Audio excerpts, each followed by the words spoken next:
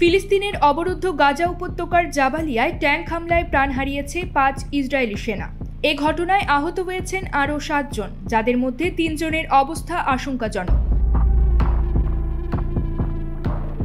গতকাল বুধবার এ ঘটনা ঘটে বলে জানিয়েছে ইসরায়েলি সংবাদ মাধ্যম টাইমস অব ইসরায়েল। সংবাদ মাধ্যমটি আজ বৃহস্পতিবার ১৬ মে জানিয়েছে, নিহত সেনাদের সবাই প্যারাট্রুপার্স ব্রিগেডের ২০২ নম্বর ব্যাটালিয়নে কর্মরত ছিলেন। তাদের ওপর ভুল করে ট্যাঙ্ক হামলা চালানো হয়। ইসরায়েলি প্রতিরক্ষা বাহিনীর প্রাথমিক তদন্তে জানা গেছে, গতকাল প্যারাট্রুপারদের সঙ্গে জাবালিয়ায় হামলা চালাতে গিয়েছিল ট্যাঙ্ক বাহিনী। এদিন সন্ধ্যা ৭টার দিকে একটি ভবনকে লক্ষ্য করে ট্যাঙ্ক থেকে ২টি গোলা ছোড়া হয়। ট্যাঙ্ক সেনারা ভেবেছিলেন ভবনের ভেতর ফিলিস্তিনি যোদ্ধারা আছেন, কিন্তু আসলে ছিলেন ইসরায়েলি সেনারাই।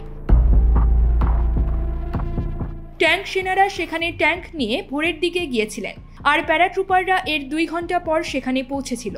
সেখানে গিয়ে প্যারাট্রুপাররা ওই ভবনে অবস্থান নিয়েছিল।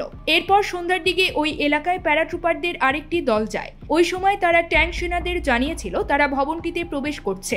এর কিছুক্ষণ পর ট্যাঙ্ক সেনারা ভবনটির একটি জানালা থেকে বন্দুকের নল দেখতে পায়। তারা ভেবেছিল এতে হামাসের যোদ্ধারা রয়েছে। ওই ভাবনা থেকে ভবনটিতে ২টি গোলা ছোড়া হয়। এতেই এত বড় হতাহতের ঘটনা ঘটে। এই ঘটনা আরও তদন্ত করা হবে বলে জানিয়েছে ইসরায়েলি প্রতিরক্ষা বাহিনী। News desk, focus TV.